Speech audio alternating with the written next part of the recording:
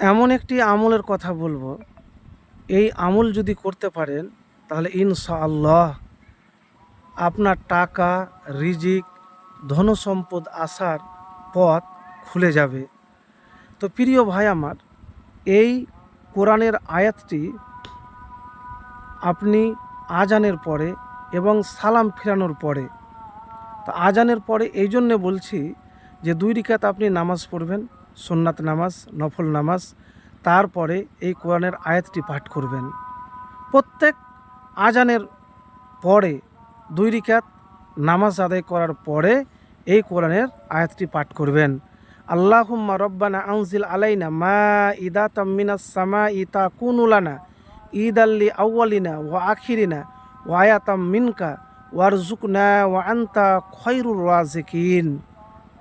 এর অর্থ হলো, হে আল্লাহ, হে আমাদের রব, আসমান থেকে আমাদের প্রতি খাবার পূর্ণ দস্তরখান নাজিল করুন।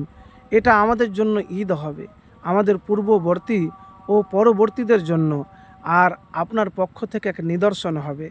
আর আমাদেরকে রিজিক দান করুন, আপনি শ্রেষ্ঠ রিজিক দাতা। তো প্রিয় ভাই আমার, ঈসা ইবনু মারিয়াম এইভাবে আল্লাহর কাছে দোয়া করেছিলেন। তা আপনি যদি এই দোয়া পাঠ করতে পারেন তাহলে রিজিকের, টাকার, ধনসম্পদের দরজা খুলে যাবে। তো প্রিয় ভাই আমার, এই দোয়াটি কখন বললাম আপনাকে, কোরআনের আয়াতটি দোয়াটি আজানের পরে। এবং আপনি যদি মনে করেন যে আমি অন্য সময় পড়তে পারেন, অসুবিধা নাই। কিন্তু আজানের পরে এই জন্যে বললাম যে সে সময়তে দোয়া কবুল হয়, আসমানের দরজা খুলে যায়। তো আপনি যদি মনে করেন যে আমি ঘুমানোর আগে পড়তে পারেন, কোনো অসুবিধা নাই। আর দুরূদ শরীফ পাঠ করতে ভুলবেন না।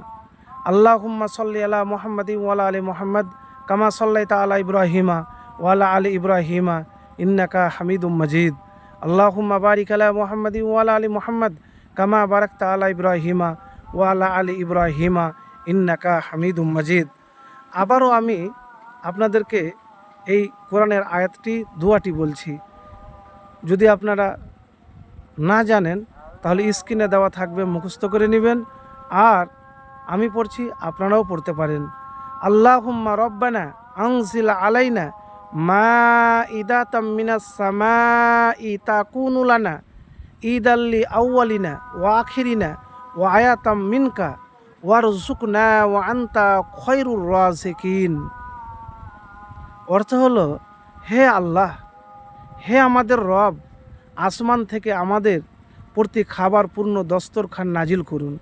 এটা আমাদের জন্য ঈদ হবে, আমাদের পূর্ববর্তী ও পরবর্তীদের জন্য, আর আপনার পক্ষ থেকে এক নিদর্শন হবে।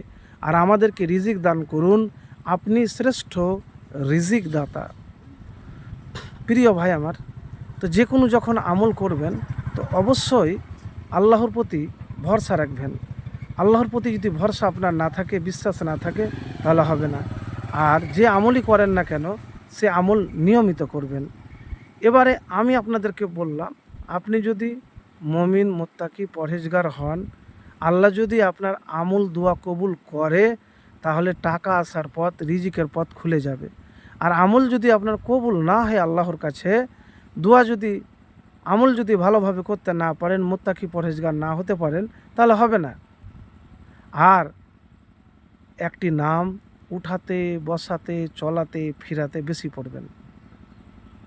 বেশি পড়বেন এক কথায়।